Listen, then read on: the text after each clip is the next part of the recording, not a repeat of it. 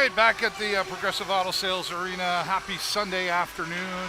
Sundays are always a different hockey game. I don't know why it's different than an evening game. I think it's more families are out, and it's Sunday, right? It is. It is. I was my fingers smell like garlic. I was home cooking dinner, getting dinner ready. You know. Was that what smells? Yeah, it's me. I like garlic though. It's okay. Well, let's go back. Let's get to it. We're here to talk hockey with Sarnia Sting against the London Knights. Let's do that. We'll get into that, but let's talk about what happened last game after the Guelph Storm. A tough loss there, 5-1. But one of the things I thought was really classy by the Sarnia Sting was some recognition to former Sting players, of course, Braden Guy, Cam Saprika, Ashton and of Reeser. course Ashton Reeser in there absolutely. as well. And before we get started in that today, I was able to catch up with Braden after the game. He was finished his dinner and stuff, and I said, hey, do you got a couple minutes? So we're going to play that interview with Braden Guy, and then we'll be back. Okay. Well, here post-game with former Sting member and former captain, Braden Guy, but now you're here with the Guelph Storm tonight. Obviously a great win for you, 5-1. But let's go back to the beginning of the night when yourself and Cam Saprika, Ashton Reeser, a little bit of class coming from the Sarnia Sting tonight. Yeah, there was. And, for me, the whole 4.5 years that I was here, they were that. They were a top class organization. And, I saw all the OAs graduate when I was here for 4 years, and they did the same thing for them. So it was really nice to see them do that for us, even though we're on a different team now. Yeah, right. And the last time you were here, of course, you got the first goal against the Sarnia Sting. What was that like? It was pretty cool. It was cool to get another one tonight, and obviously the guys are, all the guys on the other team are saying hi to me and joking around with me and stuff at face-offs and whistles and that kind of thing. So all in all, it was just a really good experience, and to get a goal in the last 2 games playing here, just kind of the cherry on top, if you will. Yeah, for sure. Now you come out here, of course, you talk about relationships a lot in this game, and of course you made a lot of relationships with your Sting teammates, and now you're making new ones. What's that like when you step out on the ice and you kind of know a little bit about how each other plays? Does that play a part in all this? Yeah, definitely. You try not to think about it too much because going into every game things change, and guys are injured, guys are in and out of the lineup and that kind of thing. So you can't think about it too much. But for me, it's I'm on a new team now, and that's the main focus. And as much as there are those really good relationships built, when he gets on the ice, you kind of forget about those a little bit. It's all about the game, right? Exactly. Right. Yeah. Braden, thank you so much, and all the best to you in the future. We appreciate your time. Thanks, I appreciate it. Appreciate that, Braden. All right, well, there you go, Braden Guy, class guy himself. Super good guy, And, absolutely. he had, the Guelph Storm, they were having dinner after the game here. The Sting were treating them, I guess, and himself and Cam Saprika and Ashton were all around too, but just seemed appropriate to talk to Braden Guy. Yeah, 100%. And then they were heading back, just shortly after that interview, they were heading back to Guelph. So thanks again, Braden, for that. But really does speak volumes to the Sarnia Sting and their class, and that's that whole community atmosphere, as well as Braden Guy was a lot of part of that community atmosphere as well when he's with Sure, the Sarnia 100%. Yeah, absolutely. He was there, visiting schools and in events and parade, stuff like that. He was certainly a real steward of the Sarnia Sting when he was here, for sure. All right, well, let's talk about the Guelph Storm, though. That night, 5-1. And then we would come out. I was going to play this, but we don't really have enough time. But Dylan Sika, the general manager of Sarnia Sting, came out post-game, which it was interesting. We always kind of have an ongoing thing. We kind of think Alan Letang, after a loss, is the one that comes out. Yeah. But he must get tired of that after a while, the same questions or whatever. And Dylan Sika came out, which was nice. Dylan is a really key part of this Sting Hockey Club. Well, especially building it as we go forward. Right, sure. Absolutely. And I can tell you with conversations with him around the arena and then in post-game,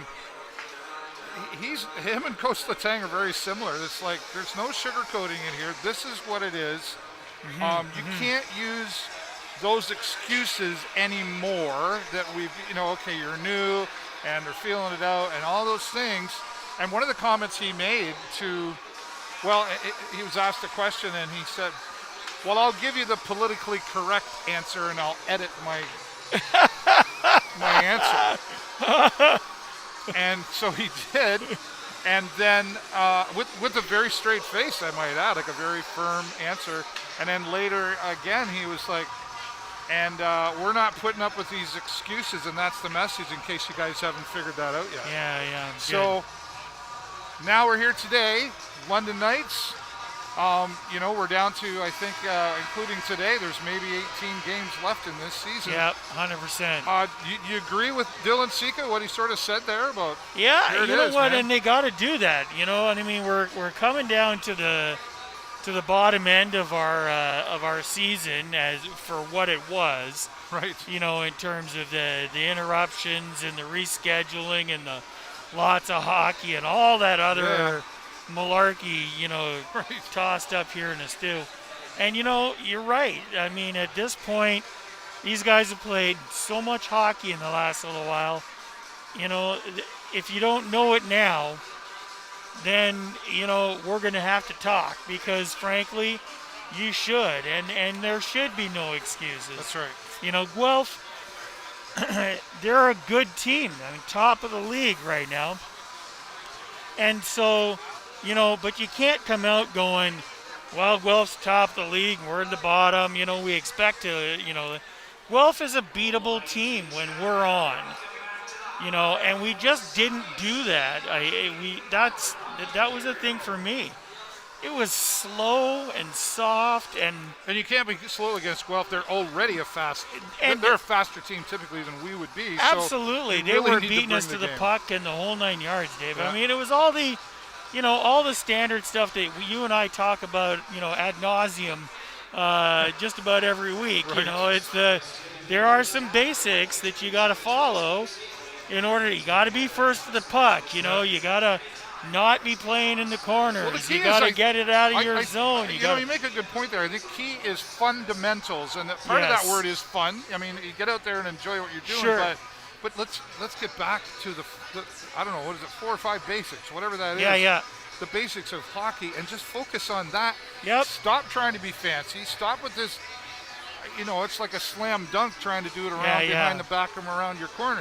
There's nobody standing in This is not the team for that. Yeah, there's nobody standing here with an NHL contract ready to be signed tomorrow. So, you know what? Put it away. Put away all that fancy malarkey. You don't got to show off. You don't got to be the play with your team. Get some wins under your belt. And to that point, and prove your value. Yeah, to that point, Dylan Sika also did make the comment. He said, I think there were people on this team that were happy to be in it, but they weren't bringing their games. They were happy to be out there on the ice, sure, but they weren't bringing it. And then previous games, Coach Letang said, if we can't count on our best guys, if we can't lean on them, then what? Yeah, well, exactly. And what is the question of the day? Then you put the pressure on the new guys, the rookies, who, quite notably, and we've said it before, have really stood up for this Sarnia Sting hockey team. They certainly have. And we have seen this team play well together, play well against London, play well against Sioux Greyhounds. Oh my goodness, right? Yep. And then so that alone really says that Guelph should have been a beatable team, but and they are. And you're right. But our young guys have really stood out, and it's been fun watching them play. But how long can you continue to rely on just them to get the job done? You just can't. It's just not appropriate. I mean, these guys, first coming in, that's not their place. But what the good thing is, I think, Dave, is that going into next year, if these guys put the work in the summer, and get their conditioning and they, get a little more endurance out of it, I'm really excited to see what these guys are going to do next year with the team. I think we can expect some much better things even next year from the guys who are, Harper and Yes. and that ilk, and now that we've got Owen McDonald, there's a lot of significant players. I there think coming up there's for some sure. guys that are really going to do Easton Wainwright. Yeah. I mean, I think these are some great players. They were call-ups and they were unexpectedly, did a terrific job of filling in when we really needed For to sure. fill in. But now we need our top end to stand up and show them how to do it and to do it the Sting way, and hopefully we'll win some games. All right, well, let's talk about the Finch Ford Leakin keys to the game here. There's 3. Fast start, control the game, and stay out of the box. I think, especially against London. But let's talk about the first one there. Sure. Fast start to the game. We've said this several times. We said it last time. The rumors quickly get around the OHL that if you get in there and you get taken on Sarnia Sting and get those first 2 goals out of them, and surround the Nolans and the Ty Voigts, then you should be able to go in there and get 2 goals pretty quick from the first period, and that has proven to be true. And you're right, and it is, and I think we've seen that when the Sting score first, it really sets a tone, a much more positive tone, a much more up-tempo tone, and I think that's one of the things that the Sting really needs in order to get deeper into the game. And so, I would absolutely agree. We need to score first, score hard, and then just carry that tone all the way through the game. And then control the game. We've talked a lot of this too, that you get on that puck, and we've seen guys take that puck and they're moving forward very clean towards the bad guy's net, and then there's this little back pass or side pass that's like this far away, and it's like, I don't understand that. Like, why are you passing that? You've got control of that puck, and you're not being attacked by your opponents. Stay with the puck until it's necessary to make that move. And I don't know why our guys seem to be far more set on passing than shooting. I mean, that's the bottom line. Well, and then for we me, see what happens when mean? they shoot, Ty Voigt. Yeah, exactly. We score goals. If you shoot Hat the trick. puck, we score goals, Yeah. And Ty, God bless him, because the guy he's good and he's got skills, but he's not the only guy on our team that has that as well. I mean, Nemesnikov, come on, Max. Yep, we saw him show up a little more the other day. But We certainly did. Shoot the puck. Let's get some pucks at the net, And that was the other thing, too, because for the rest of the team in the Guelph game, every shot we took on net, that it wouldn't have registered, is because it was 3 to 6 feet wide of the net. We're not hitting the target, and I think that's what we got to be able to do. And the one thing that Ty Voigt is really, really good at is finding those open spots where the goalie isn't. He's really great around that net. And I think that's the thing, Again, stop trying to be fancy. Right. Just hit the meshy thing with the red pipes. Right. Inside of that, good. Yeah. Outside of that, not so good. All right, stay out of the penalty box. Well, I think that's probably just a gimme against the London Knights. Yeah. We saw that happen. It started in the second period the last time the London Knights were here, where they were antagonizing the Sarnia Sting. We did a pretty good job at the start from staying away from it, but then things got out of hand.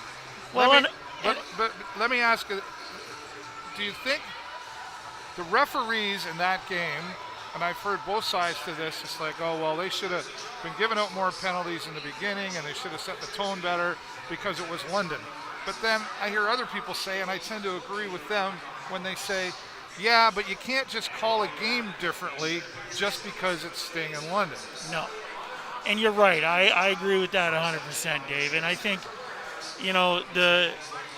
again, I'll repeat, for me, the best games when it comes to refereeing is the games where the referees are forgettable, right? You know, like Right. you don't wander at the end and go, what the hell was he thinking? You know, those are the best games, right? Yeah. When the refs don't make a difference.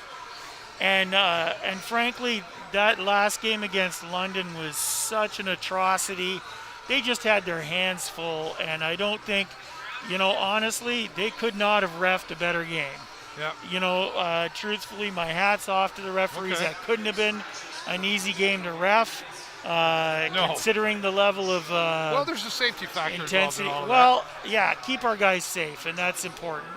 You know, but was it ultimately fair in all of that in representing? I'm not so sure, but you know what? Whatever. It was, you know, the referees had their hands full, so sure. I get it. So we often, you know, we talk about how, you know, teams and everybody talks around the OHL and stuff like that, and we talk and everybody talks. So do the referees talk amongst themselves, right? And I'm quite sure there were conversations between the referees, not just that were here officiating that game that night, but, you know, buddies are buddies, and, oh, how did that go, and da-da-da.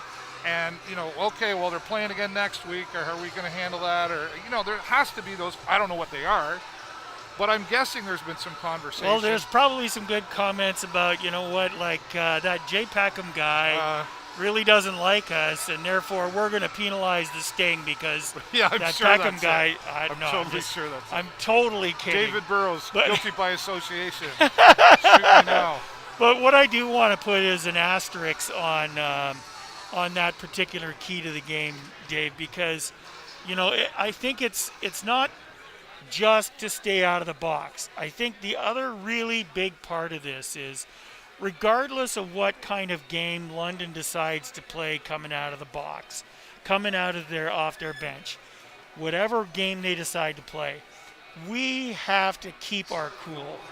We have to, you know, not keep control of our frustration and not do a lot of that retaliation stuff, because that's when we get into trouble. 100%. Right? So, you know what? Let them come out and do what they do.